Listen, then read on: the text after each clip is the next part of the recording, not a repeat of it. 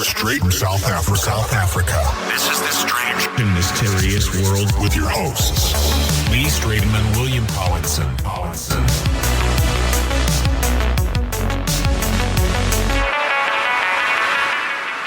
And welcome to the Strange and Mysterious World. This is the season 1 finale. You went through to the Rosicrucian induction. How was that, dude? Yeah, it was a very special ceremony because, a lot of the Rosicrucians were there to just welcome me. There was another newcomer as well, so there was just two of us, and they welcomed us into the order. And they, it was in the temple, and they had a ceremony for it, and it was, very beautiful. And then they just gave like a whole lot of kind of the metaphysical reasons why they do certain things in the temple, because it's like when you walk into the temple, there's a certain way to walk. There's a certain thing you got to do with your hands and and the meaning behind it, the symbolic meaning and everything like that. And so yeah, it was just very interesting. And yeah, it was just so lovely that they had a warm welcome. Okay, that's actually very cool. And then hopefully because I haven't checked last night, but hopefully they've loaded the next week studies. Yeah, because I'm a bit behind on my studies, but geez, the stuff I have been reading, it's actually so it's so exciting. I mean, the stuff I'm like, when those pamphlets come through and I'm reading it, it's really cool stuff. I mean, I'm loving it. I'm really enjoying, because I'm also, the documentary that I'm making at the moment, a lot of that information is coming through on these pages, and I'm like, geez, this is interesting. I've been reading so many books to try and get that kind of information of certain stuff, and then there it is on the pamphlet, in this little 20-page pamphlet, Huh? No, which pages, which pamphlet are you reading now? That's 20 pages. I think I'm on number 4 now. But they're not that long, man. They're short pamphlets. Well, 20 pages each. Yours are 20. Jeez, mine's are short, man. Mine's 3-4 pages. What? No, yeah, man. promise you. No, the memorandums are minimal, man. And it's all no, man. I think maybe you could log. Okay, well, we got to check what's going on there, because because you also complained to me no, that you didn't get the other week's one, and I'm like, what are you talking about? There's so much stuff. So far I've got 5 at what's it called? Adamus.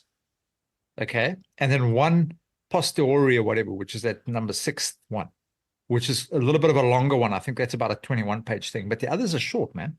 And it's all a history and where they come from and what's the ideas behind it, but no teachings yet. I think it's just a kind of an introductory thing these weeks into Rosicrucianism. So maybe. Yeah, but what I found was also quite cool in the ceremony. They told me that me and the other guy, the last people, that they're actually letting the induction come so quickly, because they said that they want the people to read a certain amount of the stuff that they give first, to know what it's about really, and what's the, and if it's for you or not. Everything, because he says that sometimes he gets people coming into that temple and they just kind of giving the strangest looks to everyone. They're just oh my gosh, what have I got myself into? It is quite weird, because in the temple it's quite dark. Yeah, but it's very beautiful, and it's got all this Egyptian it's got an altar in the middle, and it's got a podium. Aesthetics. And the aesthetics are all very Egyptian, with Egyptian Isis, with the wings out, and the 2 Egyptians holding the door, and all the pillars, and all the symbolism all over the place. So I can see if no one's really studied any of the occult or any mystery school or secret society kind of thing, walking in there, it'd be kind of weird. It's oh shit, should I run? Yeah. Yeah. But it's very cool. I'm very excited to keep reading on the stuff and going more. Oh, cool. Very cool. But also the interesting thing is, with the documentary I'm filming now, I'm talking to all people in different kind of societies and different groups or whatever. And there's one group called the I Am Free movement or group, or whatever you call it, but they're very interesting, and they go on the whole of Saint Germain, Saint Germain and the purple flame, and the 7 rays. And so I interviewed her, and she's very fascinating, and she has her monastery or chapel, I don't know what her sanctuary in Nurtuk here. So I Okay. went this morning, like at 7 o'clock in the morning, and there was this really cool ceremony. I mean, like we had all these decrees where you send out this positive energy into the world, and you say like all of these positive things, like decrees, like in the Bible where you say a decree, it looks kind of like a prayer, but you like willing it. It's like you say it out to will it into existence or whatever. And then there was a whole bunch of, we did a few songs singing. So it was very interesting. I really enjoyed it actually. As far as I know, Saint Germain is there's always an incarnation of Saint Germain. Somebody's always coming back as Saint Germain. So people think that he's like actually like hundreds and hundreds of years old because he keeps on popping up in so many different times in society, and he's always around like major events and he's always with like wealthy and rich people. I mean, there's quite a few. We'll have to do an episode on it, but there's a few like prominent people in history that have actually written about him, like queens and presidents or whatever. Like that there's a guy named Saint Germain, and so he keeps on popping up. So people think he's immortal, but I think it's like he dies and he comes back, or I don't know. But we'll do a story on him. Who's the immortal in the Bible? Do you know? No. Cain. So maybe he's Cain. Maybe he's Cain, dude. But he's an ascended master. He's one of the ascended masters. If Cain's been around, he's been around then for what, 8,000-9,000 years. he should have quite a lot of knowledge. So in the Bible, Cain is actually the immortal, the one that's been destined to roam the earth. Oh wow, okay. Yeah. Well, geez, we must find out where he is. Cain. I just want to give I want to give a shout out to a big shout out to Tracy Spriggs, our number one fan. I thought our number one fan was in Australia. Anyway, so no, she's lovely. She actually introduced me to Debbie, and I just want to say thank you for that because Debbie was so great on the show, and also I met Tracy through Heather Ann's metaphysical classes, like her spiritual classes, because Heather Ann's got that classes online that teaches you all stuff like scrying and reading cards and all kind of spiritual development with meditation and great wisdom and stuff. So I met her there on that course, and so she introduced us to Debbie. So thank you, Tracy. Thanks, Tracy. Keep listening. Yeah, that's and great. she's listened to all of our shows. All right, so Pleiadians, the Pleiades. What do you know about the Pleiades? Nothing. They're just hot. They're hot-looking people with blonde hair. Yeah, the blue Nordics. eyes, and they wear tight blue suits, and they're really good looking. And okay, so they actually. And if I was going to get abducted by any alien, it would be definitely wanted to be some hot Pleiadian woman in the spacecraft there. And it could be a couple of grays, but if they could just break that a little bit with the hot Pleiadians, then we're good. Yeah. So the Pleiadians are apparently very similar to us humans, very close cousins actually. They are located in the Taurus constellation. It's actually the Pleiades star system. We actually know, other known name is the Seven Sisters. Yes. Okay. Although with the naked eye, you can only see 6 of the stars. But do you know that the Native American tribes, the Navajo and the Sioux, all claim that they actually originate from the Pleiades? Ah. You know that? The American Indians. That's all of them actually claim that they come from the Pleiades. Oh wow, okay. Yeah. So, I think I have heard of that. And the Dongo tribe? No. That's more Sirius. The Sirius. That's Sirius. Yeah, sorry. Yeah. Their mythology can actually be found in Australia, Native America, Europe, Africa. So their stuff is found all over the world, actually. And when I was talking about a little bit earlier about the Seven Sisters, it's actually that comes from Greek mythology, where they were the daughters of Atlas. Now, remember we covered Atlas some time back as the ruler of Atlantis. Yes. Yeah. So his daughters, the 7 daughters, are the 7 sisters that the Pleiades clusters comes from. Now, apparently, according to the theories, the Pleiadians can live to about 700 years, which is actually pretty cool. Very highly enlightened, very highly spiritual people. And their interest in Earth is to try and awaken the light and to awaken knowledge in the human being so that we can level up, if it makes any sense. And they're about 444 light years from Earth. They're the closest star cluster to us. Okay.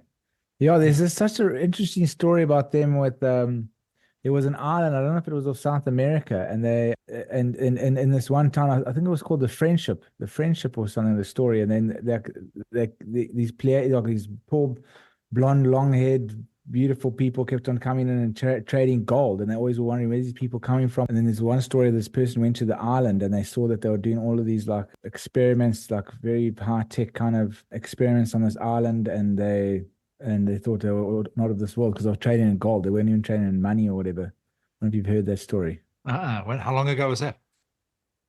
Well, we must actually do it on the let's do it on the show sometime. Yeah, so look, apparently there's 88 different species of alien that visits Earth or that has visited Earth. They're quite a prominent species. Do you recall there was a guy that came through he stayed in the White House for quite some time. It was in the early 50s. His name was Valiant Thor. Did you ever hear that story of Valiant Thor? Yes, I heard that story. Yes, I actually got the book, but I haven't read it. Yeah, I stand to be corrected, but I think he might have come from the Pleiades. I do stand to be corrected. I don't know for 100% sure, but I think he might have been Pleiadian because the way they describe him, he's got blonde hair and blue eyes and all the rest of it. But he also had, do you know Spock from Star Trek? With the pointy ears. Yeah, I mean, I know, yes, I know Spock. I'm not such a star. Spock is actually modeled off of Valiant Thor with the ears in it.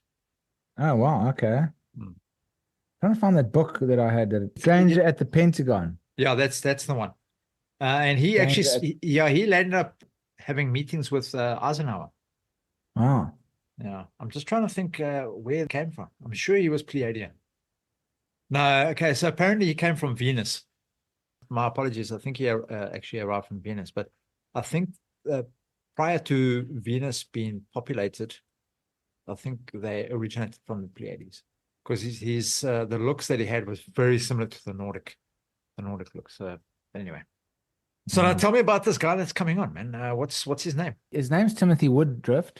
Timothy Woodruff. And I met him when I was making my UFO documentary, and he had a crazy, awesome story about Pleiades. I mean, look, it's been a while, so I can't remember the whole story, but he actually, because I was also doing a lot of CE5s at the time, trying to, Stephen Greer's CE5s where you meditate and you try calling the aliens. And I was also doing old, what's that Australian guy, SETI? Peter Maxwell Scullery. Scullery. So I also got his meditation. He's got a free meditation. It's like a CE5, but it's like 15 minutes. And that's Stephen Greer's, like, if you get the Stephen Greer app, the CE5 app, then it's like a half an hour meditation to an hour, and it's a lot more complicated. So I like the Peter Maxwell Scullery one. And so then when I was doing the UFO documentary, I remember Timothy Woodruff saying that he does CE5s and he has a lot of success. So I went there, I hired a freaking killer lens, like a 2,000 rand lens for the day that could see it was like 1,000 millimeter. Could see a pump. You could see a pimple on the oak's arse on the moon. Yeah. So so we sat there like doing CE5s and nothing happened. But wasn't it overcast that day? I think you were telling me. Yeah, there was a few days. I went a few days. Like, well, I tried to go twice, and it was overcast. And I eventually did make it once, and I went there. We didn't see anything, but like as we were going in, he saw something go across the sky, and then he was like excited, and he said, "Yes, thank goodness, it's like at least I got something." But I missed it. I already packed up. But anyway, the story was very interesting. And then the other cool thing was that, like, he was telling me, I said to him, "Yeah, no, I've been trying to do CE5 for ages, but it's not working." And he said, "Well, have you tried to become stop eating meat?" And I was like, "Well, I wanted to stop eating meat a lot, for a while because of all of, Well, that means I'll be able to easily do it because I haven't eaten meat for freaking years, Yeah. dude. So like, I mean, because obviously with all the Eastern philosophy and yeah, no. So you should like be, you should be abducted by Greys long time ago, man. Should have been getting like anal probes and all the rest of it, like way often. yeah, you should have been like hopefully by Pleiadian and not a reptilian. Hey, shit, no, hold on. But so he said stop eating meat, and because he said when he was trying for a while, and when he stopped eating meat, then he had success with the CE5s. And I had always wanted to stop eating meat because of because in every single spiritual like corner you go to or circle or whatever, it's always they always say don't eat meat because you're not supposed to. It's actually bad for you. Yeah, also the health reasons, but also because it's a low vibration, and also you're bringing in the fear of the animal and like the animal's adrenaline that's in the meat, and obviously the fear and the death that's like it's chaos physically associated with the meat you're ingesting it, and it's becoming part of you. And so I get that. I totally like it makes total sense to me. So he said to me, stop eating meat, and I was doing a third eye meditation that we did an episode right in the beginning about that. And actually I forgot to mention that in the episode is that then like 2 weeks after stop eating meat, that's when I started having those precognition experiences. Okay. But then the thing is, then I said in that episode, then I started wanting more because it was so exciting. Then I started trying to astral travel, and I was getting obsessed with the phenomenon. But then it all went away because I changed the meditation and I was trying other things. But I was still a vegetarian, and I was a vegetarian for 5 years. And I never had that experience coming back. So I don't know if I can relate it. I can't. Obsessive. You're obsessive compulsive. I can't relate. But remember, you're still eating animal products. So you're still having cheese. You're still having milk.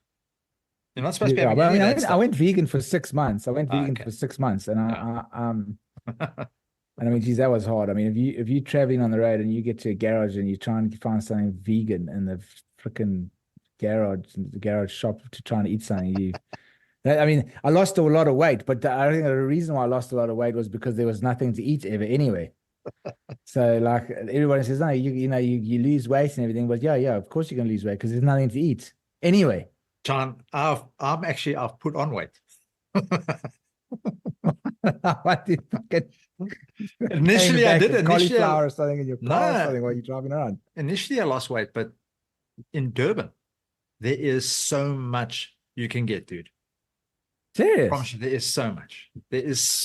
Woolies have got plenty of stuff. Checkers has got stuff. Spar is filled with fries. There's a brand called Fries, an Australian brand. Oh yeah, but you just stuff in your face with fries. No, but you must also French fries. But Fries is a brand that makes burgers and sausages. I know Fries. Yeah, I remember in my vegetarian days. Yeah, so they actually I'm gonna go back vegetarian. Don't worry. Hey, what's that? I said this. I remember Fries from my vegetarian days. Yeah. No, but you said something after. What did you say? Yeah, I'm definitely gonna start doing the vegetarian thing again. I just was having a break, Okay. Yeah. Our last show we did, the episode 29 was only 33 minutes long. Oh, was it? Yeah. It was like short now. Like, fuck, okay. Because normally we're going on for about an hour, but still. Geez, what are we talking about? The last one we were talking about the Rendlesham Forest, yeah. I had to cut out a lot because remember we were trying to get all Holt's report in, and that I couldn't hear a word because all I heard was I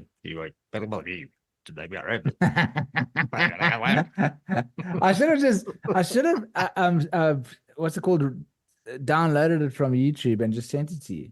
Yeah, I know, it's fun. It's all right. Is Timothy a channeler, or does it come from that's the thing. I've actually forgotten the whole story. So that's what I want to ask him. I just want to he's got an interesting journey as well, like how he got into spiritualism and or whatever, aliens and like. So, and just to let you know, today's show is sponsored by Ceramic Pro Nanotechnology. Is it? No. Buying some hamburgers. You're not. 1, 2. There we go, Timothy. Yeah, we can hear. We can hear. We got you, man. How's it going? Good. Thanks. I've been moving. I've been all over Joburg, Milnerton, now moving to Paarl. So it's been been crazy. Okay, cool, man. Well, yeah, Yeah. welcome to the Cape, dude. Thanks, man. The Thanks. last bit of the Titanic. That's well, the That's band's playing on the top of the Titanic here, where we're just watching it sink Yeah, so into it's the sinking. ocean. Well, at least you guys are still floating. We sinking in Durban. No, you guys are under the water, man. We're the last bit there, just sticking out of the top there, Yeah, you're enjoying the the band. view. You're the band 'Cause it's a members. great You're still view playing. here. It's like a little piece of Europe in South Africa. That's what it's starting to remind me of. Yeah, Yeah, that's no, you're totally. right. Yeah, right Mhm. about that. Yeah. Yeah. Mhm. All right. So Timothy, tell us, man. Tell us your story. How did you? Because William was saying that you kind of got involved with the Pleiadians in some way. So yeah, what's your journey? How did you get there? And yeah, explain it a little bit to us, man. Cool. So I basically always sort of thought that or knew that ETs existed from a young age. I watched Star Wars and that was like the best thing ever. And Yeah. I used to watch the History Channel and I used to get really cross that like they were keeping this secret from people, but I always took it for granted that people didn't know that ETs existed. And as I got into my like early 20s, I I started to understand, oh, wow, this is actually not a mainstream thing to believe. And I was searching for them. I would type, how do I meet an alien and stuff like this on the internet all the time. And eventually, because I was an atheist at the time, I was sort of spiritual in high school, but modern science sort of grabbed me, and I thought you had to prove everything through science, and I'm involved in a lot of like sort of sports science. So I was very far removed from spirit, and I went through a bit of a traumatic ordeal, and then about it kind of broke my heart open. And then about a year later, I discovered Stephen Greer's CE5 movie. What was it called? Serious Disclosure back in the day. Yeah. And they obviously did CE5, and it was through meditation that you got to see the beings and got to see the craft and everything. Okay. And I had been fighting with all of my friends about, oh, these are real. And in my head, my thought was, I'm going to do this meditation and I'm going to video it and I'm going to prove to them that it was real the whole time, which I was very naive in thinking that would actually work out. But I did I started with the meditating. I started with binaural beats. I went straight for the binaural beats that say danger. Third eye opening, be warned. I just went straight for those. And I remember it was about like maybe 3 months in of using those, meditating to that music or using other techniques as well, that I saw a spacecraft very clearly in my mind's eye. And I thought, okay, no, this has got to be something. So then I carried on researching and I kind of looked for the most advanced contactees in terms of people who actually had footage, people who could film these craft, because I felt like the people who are filming it are probably giving the closest message as to what the beings want to hear. So I stumbled across the Rama group, which is a group in obviously Stephen Greer's stuff as well, but the Rama group in South America, who've been doing it for decades, since like the 60s. Mhm. And I learned a lot about what they were doing, how they were practicing it, and how they were making contact. I adopted some of their practices. Then I learned about a group called the ESETI, which is run by James Gilliland in Washington, D.C. No, not D.C., Washington State. And also that was a big mind opener because he's coming also from a real place of spirit and healing and looking within. And I applied his practices. And it's pretty much a year after I began meditating, I had a sort of a Kundalini event where my third eye kind of came open. It's a bit of a story. I mean, I don't want to bore people with the story, but No, it's a great story. Timothy, tell us, please. That's what I actually wanted to. The main story. I love that story. Please tell okay. it. And also, like, how long were you meditating for? You said a year, but like, were you meditating every day for how long? Like an hour, 5 minutes, and binaural beats. What kind of meditation was it? Give us all of the down and dirty. The nitty gritty. Okay.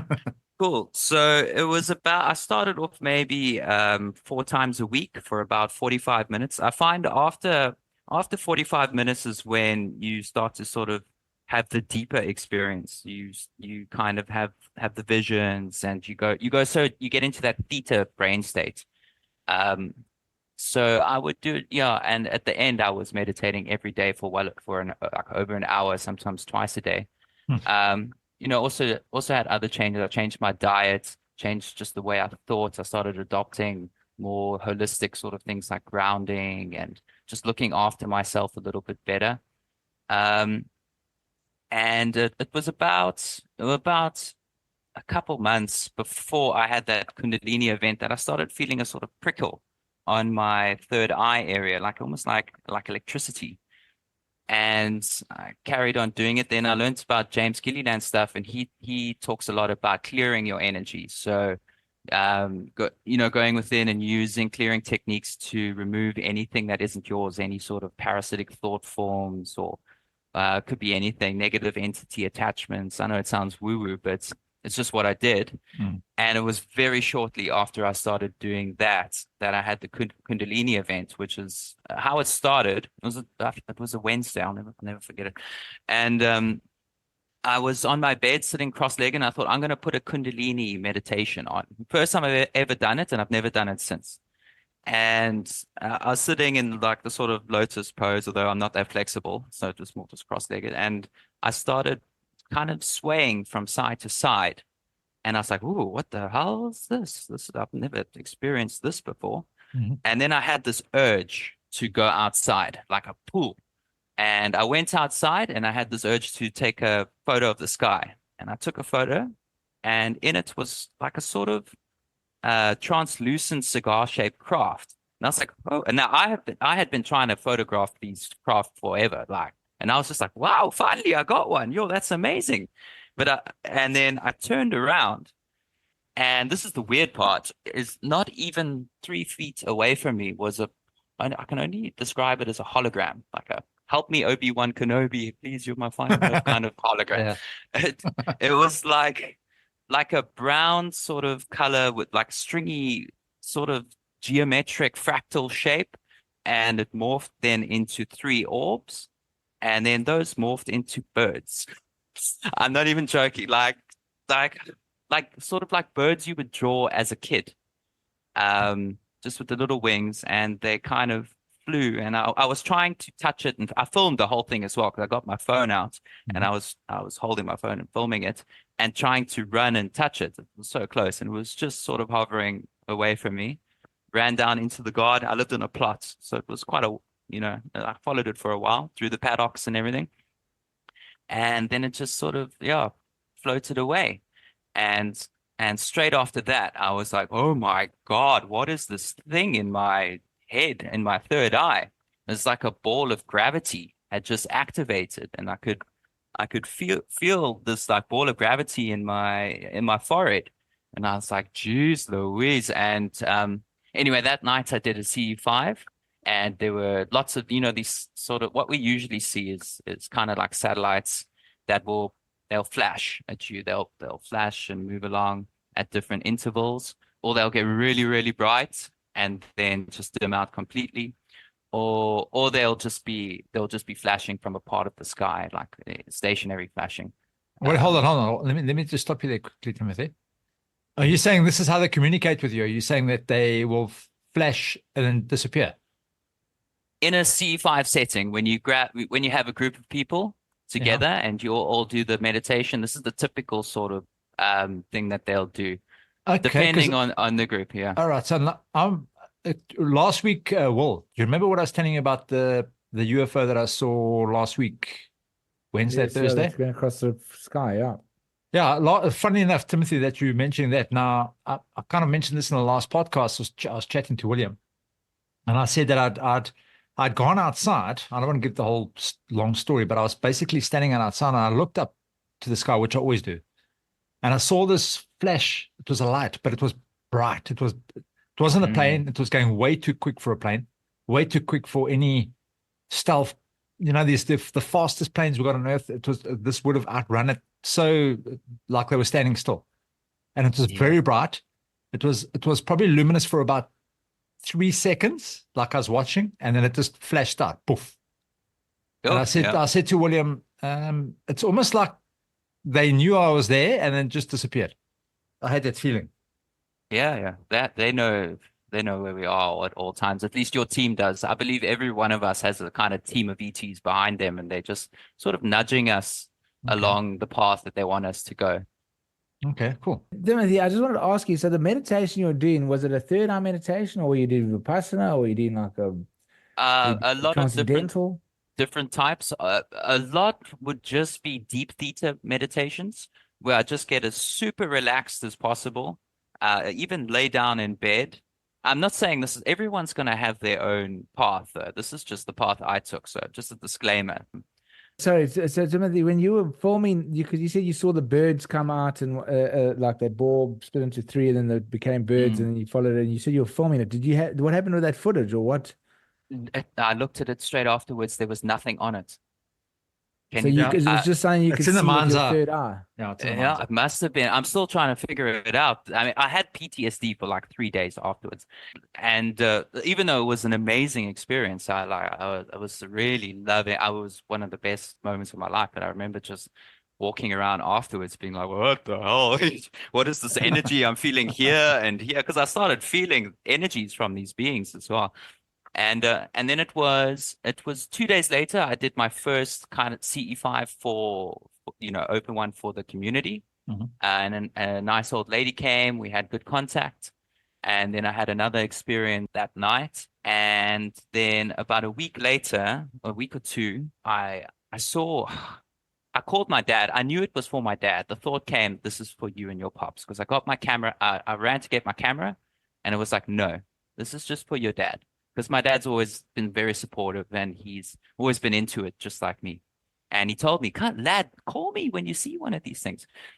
And it was a Sunday at 12 o'clock, 1 o'clock, and over the neighbor's house was what I can only describe. You know, when you spoil oil on the ground and it's that kind of rainbow color, that's sort of, it was like this liquid metal that was in sort of a flying saucer shape, but there was like almost like a ring in the middle of it that was also metal that was turning. That's the only way I can describe it. It was over the neighbor's house. I'm sitting there watching it with my dad. It's right there, you know. When I say over, I mean like maybe 3 feet or a meter above the neighbor's house. He just looks at me and he goes, "Lad, that is definitely not from this planet." So I was like, "I told you, yeah, this is what's happening," and it was really awesome. And how big was that thing? It, How big was that thing over the neighbor's house? about the size of a taxi or a bus, I'd say. Yeah, that's what he said to me as well. You know, but that's the best UFO I've probably seen. I've had experiences, but that one was pretty incredible. So Timothy, when you said the day afterwards you had a really good experience, and again seeing an ET, or you did a CE5 and you had another good experience. What happened then? This one, it was after doing the CE5 with this lady who was a very good teacher as well, for me. I only met her once, but she was a lovely woman. I went to bed and I just woke up in the middle of the night with this feeling like there's an alien in the room, and there's something weird was going on. And anyway, it was almost like I got drawn out of my bed, and I walked, and I was walking like really weird, like a zombie almost, kind of not in control of my body. I don't want to say I was being mind controlled, because I was doing it willingly, but it was like I was just being drawn outside. I opened the door and I walked outside and I looked up, and poof, I was back in my bed. Just like, Maybe you had an out of body experience. Maybe you were sounds like been. OBE. Yeah, it sounds like OBE. it could have been. I mean, I've had a couple out of body experiences through meditation. We could talk about it another time. This just felt different. I have considered that, obviously. Okay. okay. And so how does the Pleiadians come in, the alien group? How are they involved? So when I had that Kundalini experience, I was feeling this warm, loving energy on my arm. And I just somehow knew it was them for some reason. And later on, I got in contact with James Gilliland and Peter Maxwell Slattery, and I was like, what is this warm, loving energy on my arm? And it responds to your thoughts, or to situations, or if you meet someone new that maybe they like is important, and then it'll light up. And it feels really nice. And they both told me, oh, it's from the Pleiadians. It's their way of communicating with you. And then other beings as well. Like you can feel beings from Sirius. Apparently, you feel tingles on your head. Okay. And how long has this been going on, Timothy? When was the first experience? 2017. Okay, sure. That's quite a while. Yeah, yeah. But there was another weird thing that happened afterwards. Is have you ever seen the balloon phenomenon, where people film these balloons and they start morphing and changing shape and doing weird things? No, I've seen something with plasma that guys film, but never with like a balloon. So there are a couple guys, if you research it, they just film tons of balloons, and they've got no reason to lie or or make it up. And if you watch some of the footage, these balloons start to change shape and do all sorts of weird things. So for a long time, all these weird balloons were just coming along, and I was just filming them and watching them. And like a proper balloon, like a. Did you film these things? Yeah, I filmed it. They're on I've got a YouTube channel with some of the stuff I filmed. Okay, what's the YouTube channel called? Just Timothy Woodruff. It should come up. Okay. Yeah. Woodruff. Okay. Yeah. That's cool. I also filmed a lot of for those people. Yeah. Sorry, Timothy. For those people out there and around the world, you can log on and go and have a look there. Yeah, thanks, man. Yeah. I also filmed a lot of stuff on infrared. Had an infrared camera, I still do, and filmed a lot of the sort of CE5 stuff that you see, and then also a lot of orbs. Some stuff will come up on the camera, and you won't be able to actually see it to your naked eye. But I went to Adam's Calendar in Kaapse Hoop. I don't know if you guys ever heard of it, yeah, we were actually there. Really? It's actually funny that you mentioned that, Timothy, because when we went there, me and Lee, for that documentary I was making, because I was with you like the day before, and you gave me all of your equipment. You're like, take this, take this, take this. And I rocked up there with Lee. I had all your stuff. Did you put the... I don't even know how to work it or what it even meant or anything. I turned the one thing on, and me and Lee were looking at this, and it was giving numbers, and we were like, what the fuck? I kind of Googled a little bit, like, to see what these numbers meant, and I couldn't. And we were like, we were running out of time, so I was just like, oh fuck it, we'll just use the old compass. Get the compass out. Did you put the compass by the middle stone? Yeah, and it turned around. Yeah, and it turned around. Yeah. It's crazy, around, hey? Yeah, there's cool. There's a ley line or something over there. Yeah, for sure. Yeah. It's funny, Timothy, you say, because actually I was just telling Lee before we came on the show that because I was trying to do the CE5 and I wasn't having any success, and you said, well, maybe you should try being a vegetarian. And then I became a vegetarian, and then I started having those precognition episodes. But I don't know if I can like pin it all on the. I mean, it's probably a combination of everything. But I stopped that meditation, and the precognition went away, but I was still a vegetarian. So, but now you've inspired me to go back. I'm gonna vegetarian again. It's even English. Everyone's got their own journey. Like, everyone has their own path. I mean, I know that there are contactees out there who are carnivore, so it's not like it's one shoe fits all. Just for me personally, it was I had to eat a high vibrational diet. I've even gone raw vegan, just to be as light as possible. And even do things like fasting. I noticed that the Rama group were all mostly vegan, and they would fast before they did meditation. Those guys would have face-to-face contact with these beings. And then another guy, Peter Maxwell Slattery, he's pretty well known in Australia. He's also a vegan, and runs a sanctuary where people go and do CE5 and have experiences. Well, let me see what happens, eh? I mean, I've been a vegan for over 4 years. So. Oh wow! So let's see, because I haven't really had much my side, but maybe let's see what happens. Yeah. Oh, what's his Whitley Strieber, because like he was doing Vipassana. He calls it the sensing exercise, but when you hear what the sensing exercise meditation is, basically Vipassana. And he was doing it for quite a while, that Vipassana, and that's when he made contact. Well, he says it's sounds that, and he says that the beings, when he asked the beings that, because he wrote for listeners that don't know who Whitley Strieber is, he wrote that book Communion, which is probably the most famous abduction book ever written, and he obviously, it became a New York Times bestseller, and then South Park, their first episodes of South Park actually ripped him off because they had Cartman getting the anal probe up his bum, and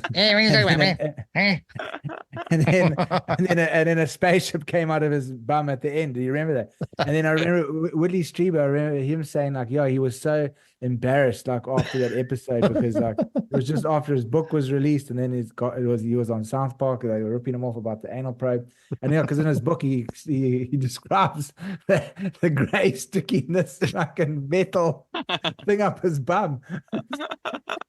But then it became the iconic book of the whole world because he had put a gray alien on the cover, and then everybody that's been abducted by greys like walk past that book in the bookstore and were like, "Oh my god, here's the thing I've been getting abducted by," and then there's a thing that's putting my ass every night. Yeah. None of them ever What's up say with that, the greys and fucking poking ass? What's up with it? Yeah, jeez. I think they're bad. I think they're bad buggers. Excuse the pun. They identify as gay robots. But talking about Vipassana, I did see some craft when I did it last year for 10 days out in the mountains, and also had some beautiful sightings. Can't tell anyone because you're not allowed to speak, but yeah. Did you go to that? Yes, because you go to the Worcester one, the one in Worcester. Yes, yeah, it was pretty awesome. It's because I went to the Worcester one as well for 10 days, but I think I went because like sometimes they give you a program, they say you have to do this many hours every day, like 5 hours every day, and these the other hours you can walk around or whatever, do whatever. But I went there for 10 hours every day. I was sitting there and I was going for it, like I was 10 hours a day every day. I was like full on, but I don't know, maybe I was trying too hard or something because I was expecting to, obviously levitate through the ceiling or like my third eye to explode or something phenomenal happened, and nothing happened. I just had an extremely sore back, like the most painful back and legs I've ever had in my life. Like it was actually torture. It was the most torturous thing I've ever done in my life. I thought I was going to come out of there enlightened. I just came out of there angry, grumpy, and pain. But so that's a Whitley Strieber, because like he learned how to do Vipassana from this one spiritual thing, and he did it twice a day, every day. He did it in the evening and then at 3 o'clock in the morning. Funny enough, every time at 3 o'clock in the morning. I don't know what he said, alarm or. And then that's when he got abducted. And then he asked them like, "Why me?" or whatever, and they said, "No, we saw a glow." The Greys told them like, "No, we saw a glow." So I think it was like, because he's doing this Vipassana, he's probably like lighting up his body in like some etheric like dimension or something, and they saw this like Whitley lying there in this etheric form. And then also that another famous contactee, or Elizabeth April. Yes, So she also her contact experience started. She went to Vipassana somewhere, one of the same ones that because it's all Ginkgo. Who's the guy that started the Vipassana things? Reawakened it to and he made he's made all the centers. The one's actually in Worcester, but it's the main one that goes around the world. And Elizabeth was that one of them, and she was doing Vipassana, and then the one night she got abducted by, I think they were like tall whites, like the gray. For people that don't know what that is listening, they're like gray aliens, like the typical iconic gray alien, but they look white, like a glowing light almost. And they're taller than those 4-foot guys. Okay, cool, man. What a great way to end it. Yeah, thanks, man. Nice, Timothy. Cool. Well, thank you for having me. Yeah, much appreciated, man. Well, thank you man. for coming on. It was very, very enlightening. And now that you're in Cape Town, let's meet up, man. Yeah, for sure. Whenever you like. I'm on a nice farm in Paarl now. Perfect place. Cool, just under the mountains. I can sing Kumbaya. And you should be able to see a lot out there now, because you're out in the Bundus, so you should be able to see a lot of CE5. Maybe actually start up your own CE5 group. Just don't charge what's his name charges, because that's just ridiculous. What Greer charges? Yes. Yeah, I have one going on Facebook, but honestly, I haven't even checked for like a year We did a lot of it when this all started, Mm. and slowly it just, it's just started to die out. But I think the point is make contact yourself, empower yourself. You can go in a group if you're with like-minded people. It is more powerful, but look for contact with yourself, and then the contact will come to you. Yeah, 100%. Awesome. Yeah, well, thanks, Timothy. Okay, Much cool. appreciated Well, for I'm your gonna, time. Man. yeah, Yeah. got inspired. I'm gonna go do CE5 again. See what happens. Yeah, cool. Thanks. Thanks, buddy. Thanks, guys. Cool, Cheers. cool, man. Cheers, bro. Bye. Bye. We're going to end the season off there to our fanatic followers around the world. Thank you, guys, for season 1. We've actually absolutely enjoyed it, and thank you for joining us on this journey. And we will see you next week for the start of season 2. So thanks, guys. Awesome, Much man. appreciated. Yeah, see you next week. Cheers. All right. Cheers, guys.